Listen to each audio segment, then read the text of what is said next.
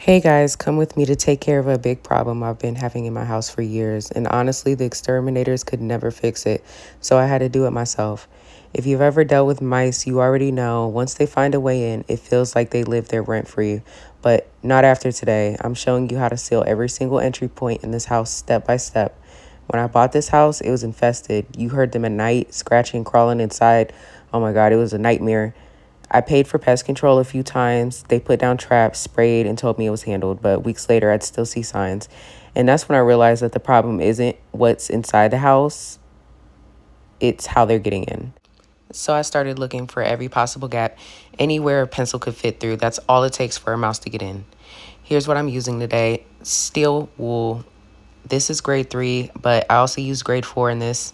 Fire resistant silicone or heat safe foam for sealing around anything warm like furnace pipes. Gloves because this wool is no joke and it'll shred your fingers up.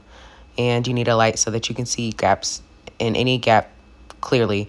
You don't need fancy tools, just determination and a screwdriver. And I will be going back to cut off the foam and put mud on the patches to finish the wall. So I might do that in another video, but this is just sealing it up for now. And as you can see, there's mouse droppings on the on-off switch to the furnace. So they're traveling through these holes that the wires come out of and up through the top of the ceiling because mice can climb vertically.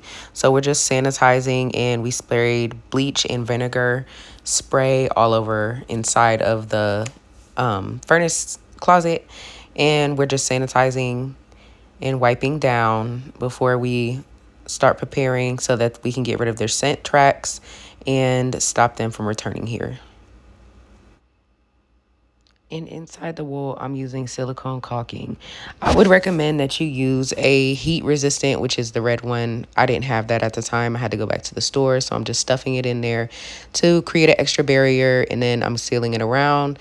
And like I said, I would use heat resistant silicone caulking to go around any pipes. This part here was a little tricky because this goes up to my attic. This is your flue pipe that goes to the furnace. This is where the hot air travels through your house, and you could see straight up through the ceiling. So what I did not do is stuff any inside of any ventilations. I just sealed in the cracks and went around the outside of the crack with a bead of silicone caulking, the heat resistant kind, because that's important when you are doing this around. And if you didn't notice, I did not put any silicone caulking inside of the steel wool that goes inside of this flue pipe so that I can still have ventilation going through it and not causing any obstructions. And then we move down to the wall, and I'm just filling in the gaps underneath of the drywall. And this part does not have any baseboard, so, and this is a furnace closet wall anyway, so I probably will not put baseboard in here, but we have to make sure that everything is stuffed. So you're going to want to run your knife or screwdriver, whatever you're using, underneath the baseboard and make sure that you don't see any gaps or anywhere that they can slide through, because these are main highways for mice. And I'm just putting heat resistant foam to fill in the gap as much as I can. And there's my baby, her Macarena dance. Next, we're moving to the dishwasher. Under here, you can see that these are main highways for mice. They travel up and down these wires, and they wreak havoc on your house. So we are going to fill those. I went from every room, checking everything: baseboards, under the sink, behind appliances, even near plumbing lines. I stuffed, sealed, and patched every gap I could find. And it's kind of wild when you realize how many little openings there are in your house. Anywhere a pipe or a wire runs through a wall, that's a potential highway for a pest. Once you block that off, there's literally nowhere for them left to go.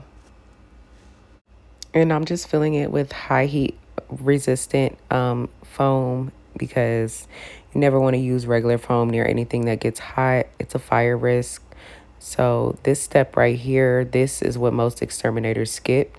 They'll kill what's inside, but they never block off how they're actually getting in. And they'll just keep on taking your money and putting down poison blocks. So you definitely have to mouse proof your house, or you will not see the problem ever leave.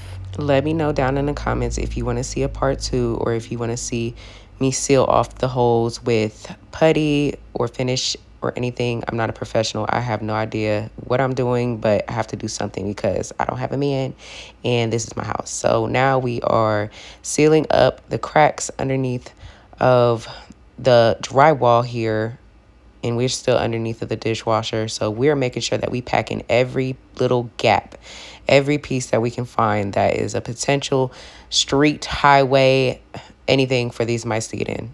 We have to seal it up. Now let's move to behind my dryer. And when I pulled out the dryer, there was so much insulation and mouse droppings behind there. It was horrifying. This was one of the main entry points. Also, obviously, a big entry point right there is where that siding is coming off at, and it's by a door, so they are absolutely coming through there.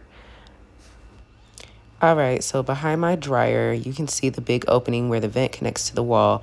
They love this area because it's warm. I'm stuffing it tight with steel wool, first really pressing it into the corners. Mice don't even attempt this once they smell the metal. It's uncomfortable for them. Then I'm sealing around it, and also sealing around my gas line.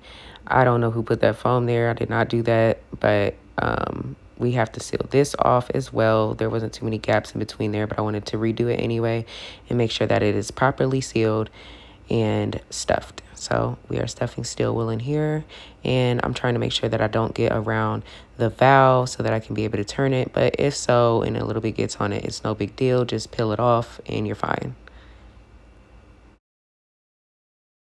Now for the baseboard beside of the side door, I'm just getting all the debris from underneath of it with a butter knife, and I'm going to be stuffing that with our steel wool.